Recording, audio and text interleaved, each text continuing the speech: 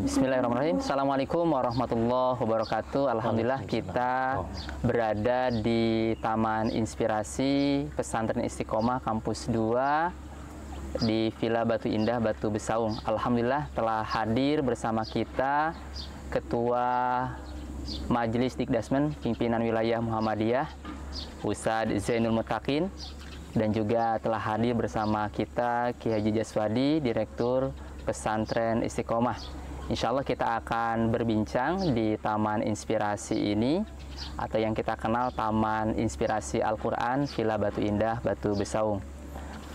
Untuk mengenalkan lebih jauh, langsung saja kepada narasumber kita pada siang hari ini untuk menyampaikan bagaimana pendidikan Muhammadiyah secara umum, kemudian juga bagaimana membina karakter anak-anak didik kita, terutama di sekolah-sekolah Muhammadiyah, kemudian juga bagaimana juga karakter, pembinaan karakter di pesantren, terutama pesantren kita, pesantren Istiqomah. Pada Ustadz Zainul kami persilakan. Terima kasih Ustadz.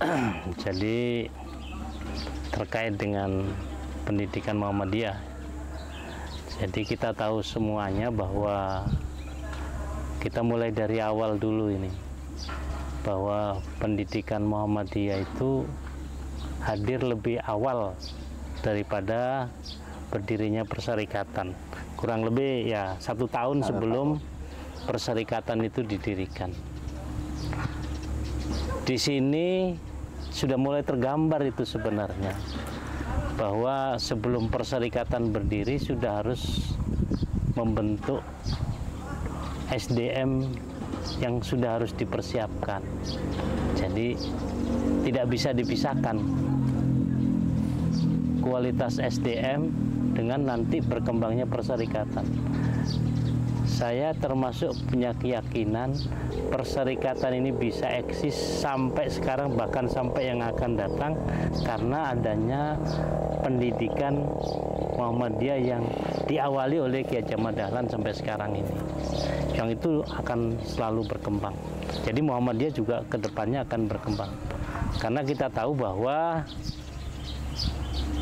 kalau kita baca sejarah, termasuk majelis pendidikan ini salah 3 majelis yang pertama yang ada pada masa Ki Haji Ahmad Dahlan. Jadi ada majelis pendidikan, ada majelis tabligh, ada majelis PKU. Nah, 3 itu yang pertama kali, dan ini menjadi program besar. Nah, sekarang mau dikembangkan dengan program yang lainnya. Nah, untuk pendidikan Muhammadiyah, di dalamnya adalah pendidikan yang menggabungkan. Kalau dulu kan sering ada dikotomi ya, ada pendidikan agama, ada pendidikan umum. Kehadiran Muhammadiyah ini mengintegrasikan. Jadi Muhammadiyah ini mengintegrasikan. Jadi kalau pendidikan Muhammadiyah di sana tidak ada lagi disebut pendidikan agama, tidak ada lagi pendidikan umum. Ya, pendidikan itu di dalamnya ada pendidikan agama dan pendidikan umum, terintegrasi di situ. Kalau garis besarnya ya pendidikan Islam itu ya tidak bisa dipisahkan pendidikan agama dan pendidikan umum. Nah, ini yang dibawa, sehingga dimanapun sekolah Muhammadiyah pasti isinya adalah di sana mensukseskan program pemerintah, dan juga ada ruhnya yang biasa disebut dengan, kalau di Muhammadiyah di pendidikan kita kenal dengan ada ismuba, aika, ada juga bahasa ismu baristik kan gitu ya. Nah, ini tidak bisa dipisahkan, karena tidak disebut sekolah Muhammadiyah kalau tidak ada pendidikan al-Islam kemuhammadiyahannya, tidak ada di sana pendidikan agamanya mesti, dan jamnya juga harus lebih banyak dibandingkan dengan yang lainnya. Nah, termasuk karena ini kami ini kemarin baru datang dari Rakor, itu termasuk bagian dari bagian dari hasil rakor itu adalah kalau mau menjadi sekolah unggul, ya ismubanya juga harus unggul. Bahkan nanti harus ada semacam apa ini kriteria penilaian bagaimana unggul di bidang, tidak hanya unggul di bidang akademiknya, tetapi unggul di khususnya di keislaman dan kemuhammadiyahannya. Jadi ini kalau sekarang. Nah, kalau terkait dengan di sini, karena ini juga kita berada di pondok lingkungan pesantren Istiqomah, maka tentunya Muhammadiyah sekarang itu menggeliat banyak. Kan ada program nih, Pak Yaya. Ya. Setiap daerah ada pesantren, ya, kan begitu. Ya. Nah, ini sudah luar biasa. Alumninya juga sudah luar biasa. Sehingga yang dulunya ada kekhawatiran tentang kader-kader ulama, maka sekarang sudah bermunculan pesantren-pesantren Muhammadiyah. Ya. Nah, khusus Samarinda, Kalimantan Timur, termasuk SMA Istiqomah, Pondok Pesantren Istiqomah ini nantinya menjadi ya, memunculkan bibit-bibit kader Muhammadiyah yang siap di janjinya itu kan melangsungkan amal usaha Muhammadiyah. Mungkin itu yang harus banyak dikembangkan. Jadi mungkin itu ya, untuk selanjutnya mungkin Pak Jas ya, bagaimana pendidikan kita tentunya bagaimana pengembangan pendidikan di sini, dan juga bagaimana pendidikan secara umum nih di Kaltim, Pak. Jadi karena memang pendidikan karakter itu kan berbicara tentang pendidikan karakter, kemudian bagaimana aplikasinya di sekolah begitu ya. Mungkin kepada Bapak kami persilakan, Pak. Baik, Assalamualaikum warahmatullahi wabarakatuh. Waalaikumsalam warahmatullahi wabarakatuh. Para pemirsa yang budiman, rahimakumullah, saat ini kita berada di lokasi Pondok Pesantren Istiqomah Muhammadiyah atau Muhammadiyah Boarding School. Ini berada di kampus 2, ya, kampus satunya ada di Jalan Ahim, sedangkan ini kampus 2 ada di Jalan Batu Pesaung, sekitar 10 menit dari kampus 1. Pondok pesantren kita ini berdiri sejak tahun 1988, tentu mengalami perkembangan dan kemajuan. Oleh karenanya kampus 1 yang lokasinya 1 hektar ini ternyata sudah tidak mampu lagi menampung para santri. Makanya kita mengembangkan kampus 2 yang lokasinya kurang lebih 7,6 hektar. Nah, kita seperti yang disampaikan Ketua Majelis Dikdasmen tadi, bahwa kita adalah pengembangan karakter. Itu tentu Al-Islam dan Kemuhammadiyan telah menjadi utama. Dan sekarang ini Majelis Dikdasmen itu ditambahi lagi PNF, pendidikan non formal. Kemudian Majelis Dikdasmen juga sekarang ditambahi satu lembaga, yaitu lembaga pengembangan pesantren. Yang pesantren di Indonesia ini untuk Muhammadiyah alhamdulillah sampai saat ini sudah mencapai 500 lebih. Tapi yang terdaftar di pimpinan pusat baru sekitar 402 kalau tidak salah. Tapi ini sudah data yang beberapa bulan yang lalu. Ini terus berkembang. Nah, semuanya adalah bagaimana kita mencetak kader generasi penerus bangsa, khususnya ya orang-orang yang berakhlakul karimah, berakhlak mulia, sehingga kalau menjadi bangsa Indonesia itu bangsa Indonesia yang betul-betul ya punya karakter lah, punya akhlak lah gitu. Jangan sampai jadi bangsa Indonesia, tapi bangsa Indonesia yang membuat keresahan masyarakat. Nah, ini Muhammadiyah bagaimana mengupayakan agar hasil dari didikannya, baik itu di umum maupun di pesantren, itu berkemampuan untuk membekali dirinya seorang muslim yang berakhlak mulia. Nah, itu. Ini mungkin tadi sudah dijelaskan, ini Ustadz Arif ini adalah di pesantren itu ya mengurusi para santri. Kemudian kami amanahi untuk menjadi kepala sekolah SMA Istiqomah Muhammadiyah Boarding School. Nah, beliau banyak gagasan-gagasan ya, karena seorang kepala sekolah, seorang pimpinan itu akan dikatakan sekolah maju jika kepala sekolahnya itu visioner. Visioner itu apa? Ya punya pandangan jauh ke depan, sehingga kita memberanikan bahwa dimanapun bumi Allah itu insya Allah akan terjaga olehnya. Nah di sini jauh, waktu itu masih hutan, tapi dengan nekat dan tekad bulat, tapi juga terstruktur serta terprogram, makanya jadilah kita sekarang Pondok Pesantren Istiqomah di kampus 2 ini. Ustadz Arif juga sekarang sedang mencari siswa yang sebanyak-banyaknya dengan cara apa? Kemarin upaya untuk mendapatkan sebuah bangunan, alhamdulillah ini kita akan membangun senilai 5,2 miliar, tapi apa itu di tendernya hanya 3,6 ya, 3,6 dan itu pun akan terima jadi oleh masyarakat, oleh pemerintah. Ya tidak apa, tidak mengapa, tapi itu namanya sudah berupaya. Nah upaya itu kan ada hasil.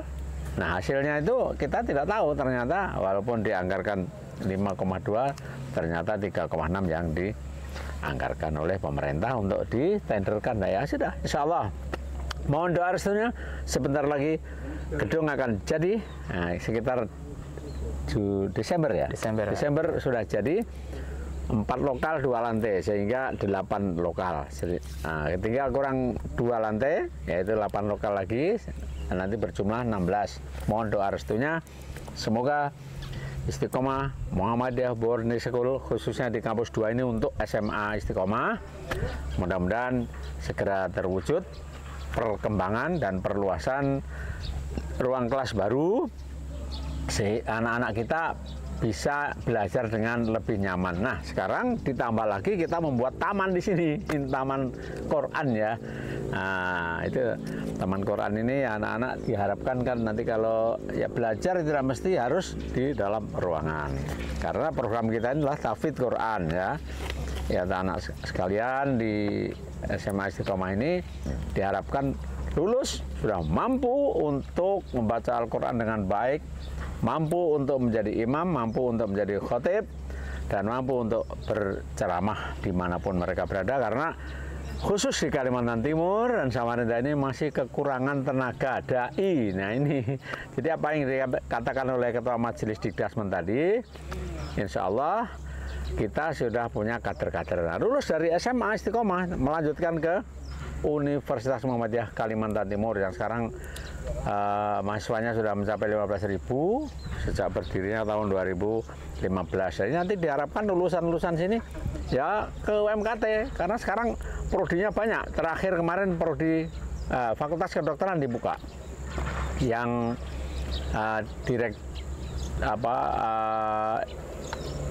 dekannya adalah Pak Dokter Haji Andi Sofyan Hasdam. Itu beliau spesialis saraf ya. Nah, itu jadi mungkin ke Pak Zainul ya terkait dengan tadi apa sekolah yang unggul, kemudian apa sih Ustadz mungkin saran-sarannya terkait dengan sekolah unggul, terus bagaimana sarannya implementasinya di sekolah kita atau di pesantren kita agar menjadi sekolah unggul. Mungkin Ustadz izin saat ini ya. Jadi kita lihat dulu bahwa di Kaltim ini sekolah Muhammadiyah itu jumlahnya 77 sekolah. Nah tentunya dengan dinamikanya, dengan kondisinya memang petanya ya nanti ada yang sekolah kategori masih kecil, ada sekolah yang kategori sedang, ada sekolah yang kategori sudah besar dan tambah berkembang.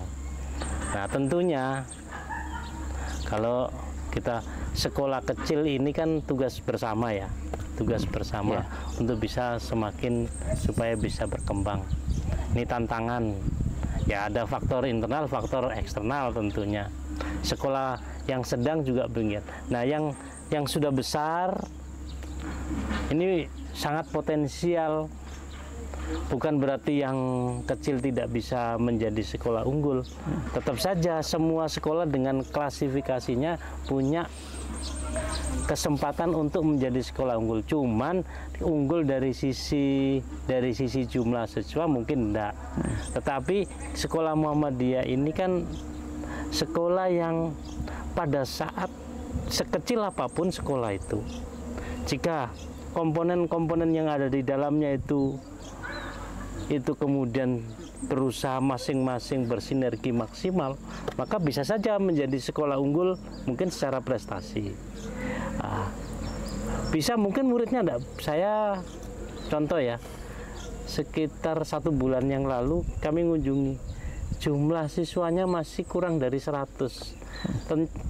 Ternyata secara akademik dia bisa menjuarai tingkat kabupaten. Berarti di sana sudah ini bisa unggul ini, walaupun sekolahnya kecil, gurunya walaupun masih siswanya masih sedikit ya. Tapi unggul dari sisi itu. Nah, terus demikian juga sekolah sedang. Nah, kalau mau unggul secara keseluruhan, memang sekolah besar tentunya punya potensi besar untuk ya unggul dari sisi prestasi, unggul dari sisi siswa. Nah, untuk bisa unggul maka perlu komitmen sebenarnya. Semua komponen yang ada di dalam harus satu komitmen, untuk bisa menjadikan, kalau masih walaupun sekolah besar, kalau di dalamnya penuh masalah, belum satu pemikiran, belum satu komitmen, maka untuk menjadi sekolah unggul juga berat. Maka unggul ini dimensinya menjadi lebih luas. Nah, termasuk di pondok ini, di pondok ini punya potensi besar secara lingkungan. Untuk disebut ini pondok hijau, pondok green, itu sudah memenuhi ya. Ini lingkungan. Berarti kan potensi unggulnya itu. Secara SDM di sini potensial. Ini kepala sekolahnya sudah lanjut S3 lah, Tat? Sudah, hampir selesai. Mohon doa, Azad.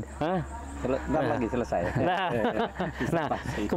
kemarin saya dengar informasi juga di SDM di sini paling banyak melanjutkan S2. S2. Nah, ini kan potensi-potensi untuk peningkatan unggul di bidang SDM. Nah, tinggal nanti selanjutnya ya unggul itu setelah siswanya berprestasi, tentunya ini nanti akan berkembang. Nah, unggul juga di bidang ismubanya. Unggul ismubanya termasuk bagian kriteria ini. Tapi saya yakin kalau di pondok sini sudah berjalan ya. Pada saat sholat, wah, sudah ada panggilan adzan, langsung semuanya memenuhi panggilan itu. Itu bagian dari kriteria-kriteria. Kalau masalah baca Al-Quran, masalah yang lain-lainnya, yang itu kan jadi unggul itu saya sering mengartikan, kita ini sering dipanggil dalam adzan itu kan, hayya 'alal falah. Nah, itu ya bisa dibilang mari menuju keunggulan, mari menuju kemenangan, kan begitu. Mari menuju keberuntungan. Terus bagaimana tantangan terkini ya? Bagaimana tantangan terutama remaja-remaja kita? Menurut penelitian bahwa gen Z ini itu lebih, bahkan saya baca tadi itu hampir berapa juta gitu ya, berapa juta gen Z itu nganggur begitu ya. Dan menurut penelitian gen Z itu lebih baik rebahan daripada kerja. Ini bagaimana nih, Ustaz? Jadi gini, tantangan ini nggak mau kita kan harus menyesuaikan kondisi global ya, kondisi teknologi informasi. Saya seringkali berpikirnya harus kita positif sebenarnya. Dunia sekarang mungkin secara kasat mata orang mengatakan itu nganggur, tetapi sejatinya bisa saja kerja. Ada yang sambil baring-baring itu bisa kerja. Iya. Dunia sekarang Sehingga mungkin bisa saja data itu, oh ini tidak kerja di mana-mana, tidak kerja di mana-mana. Ternyata ujung-ujungnya kita pernah, misalnya itu dulu ada di mana, di Jawa Tengah kah, di Jawa, pokoknya daerah Jawa, ada 2 bersaudara lulusan SMK Muhammadiyah. Tetangga kiri kanannya menganggap tidak kerja, tetapi ternyata setelah terkenal dia punya jaringan internasional, punya proyek untuk mendesain dan dia dijual. Justru masyarakat luar negeri yang banyak membeli itu. Itu mencuat, ternyata hari-harinya di rumah. Nah, jangan sampai juga terkesan itu tidak kerja, tapi ujungnya ternyata bekerja. Nah, bekerja sekarang di dunia global sekarang, di dunia informasi, di dunia teknologi ini, kadang tidak bisa orang disebut kerja itu hanya yang suka ngantor, hanya yang suka pakaian necis. Kadang-kadang yang kesannya tidak kerja ternyata dia punya kerja. Nah, seringkali yang informal, informal seperti itu sebenarnya dia kerja, tetapi tidak terdetek saja, tidak terdetek secara administrasi. Saya sih memandangnya tetap optimis ya, bahwa ada yang ya memang dunianya beda. Kalau dulu dibilang kerja itu kan banyak fisiknya ya. Sekarang banyak teknologinya. Berapa banyak sudah anak-anak muda yang sebetulnya kemudian sukses di dunia jual online, betul. Jual online. Saya ada keluarga yang banyak yang banting setir gitu ya. Dia terkesan tidak bekerja, tetapi dia menunjukkan ini adik saya. Besar, ya. Ini Kak, penghasilan saya. Dia kesannya tidak kerja, tetapi tokonya laku di online. Dia punya 3 staf. 3 staf itulah yang melayani. Dia sendiri hanya mantau lewat. Nah, jadi bagaimana data-data yang diprediksikan tadi itu? Jadi kalau saya memandangnya tetap harus optimis kita itu. Jangan melihat, oh ini suka main-main. Suka Nah, padahal di situ punya. Nah, yang perlu dikembangkan oleh siswa kita, oleh santri kita adalah bagaimana memanfaatkan teknologi itu secara cerdas. Tidak sekedar, memang ada kelompok yang sekedar main-main, tapi ada juga yang sekedar sambil main-main itu sambil kerja, dalam artian ahli pembuat game itu dulunya suka main game. Nah, ada yang begitu. Nah, sekarang kita mau arahkan kemana? Entrepreneur ini kan sekarang dimensinya lebih luas ya. Nah, lebih baik kita membaca itu, lebih baik kemudian lembaga pendidikan kita di Muhammadiyah ini kita tanamkan karakter dalam bermedia itu, bahwa di media itu banyak manfaat yang bisa diambil. Jadi itu kesimpulan. Saya tetap saja optimis, Jadi melihat ini kok kayak enggak kerja. Iya, pernah kasus ya, Tat. Saya pernah kasus gini. Sudah tahun berapa? Ada teman itu menikah, tapi suaminya ternyata kerjanya hanya di rumah. Saya waktu itu sempat sarankan gini, Mbak, sampean lebih baik pindah dari rumah di situ, nyewa sendiri. Sebab apa?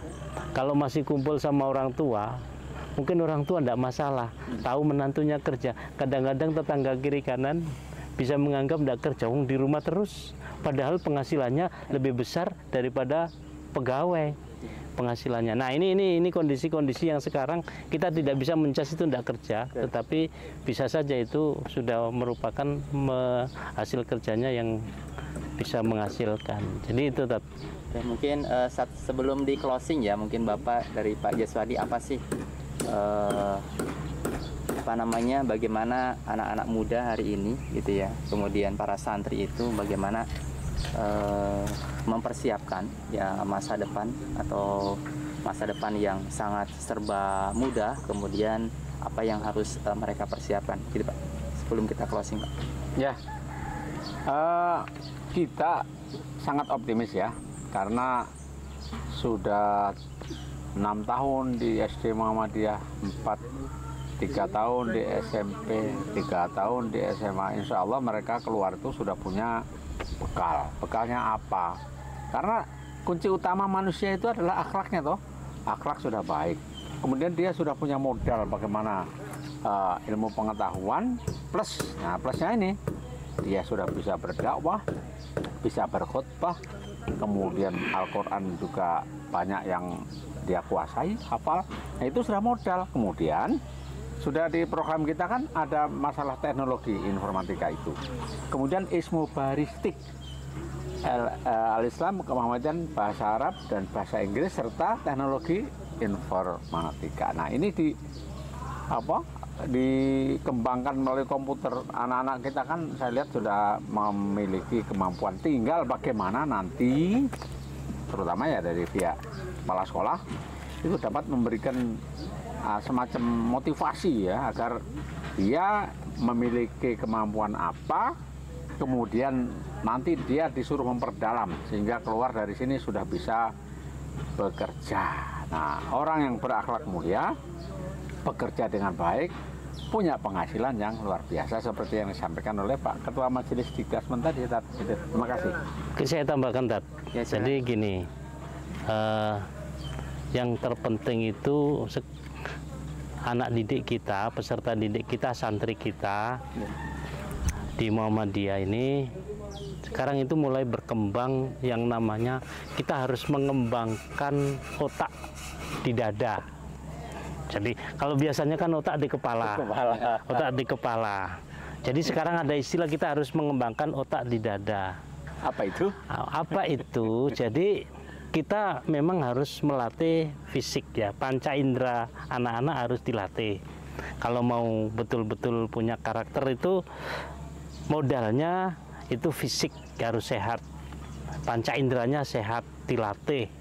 Habis itu kita kembangkan otak di kepalanya, rasionya. Yang ketiga itu otak di dada yang sering disebut kalau ini panca indera, ini rasional, yang di dada ini sebutannya suprarasional. Nah, yang kemarin yang terbaru dari rakor itu kan disebut suprarasional. Suprarasional ini yang dimensinya dimensi hati ya. Sehingga kalau ini tiga-tiganya terbentuk dan bisa berkembang seiring, maka kita tidak usah mengkhawatirkan generasi muda. Ya. Pasti mereka mesti banyak prestasi. Amin. Mesti banyak prestasi.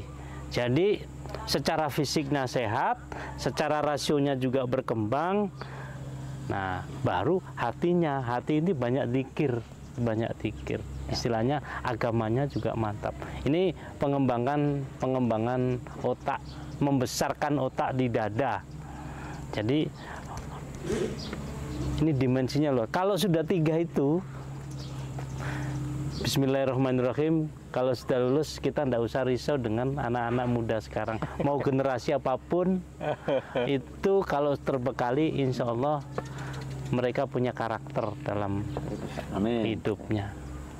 Alhamdulillah, saya tadi mencatat beberapa clue ya. Yang pertama itu memang generasi hari ini harus optimis ya. Sebagaimana orang tua juga harus optimis dalam mendidik putra-putri kita. Kemudian yang kedua adalah penguatan karakter ya. Tadi Ustaz Zainul dapat oleh-oleh dari Rakernas Majelis Dikdasmen pimpinan Pusat ya, Rakornas pimpinan Dikdasmen pimpinan Dikdasmen pimpinan Pusat Muhammadiyah.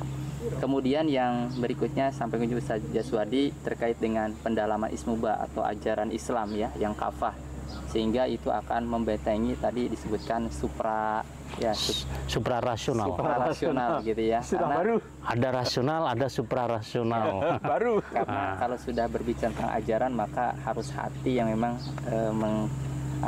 menerimanya. Yang berikutnya adalah para pemuda kita, para santri utama sehat fisik, jasmani dan rohani ya.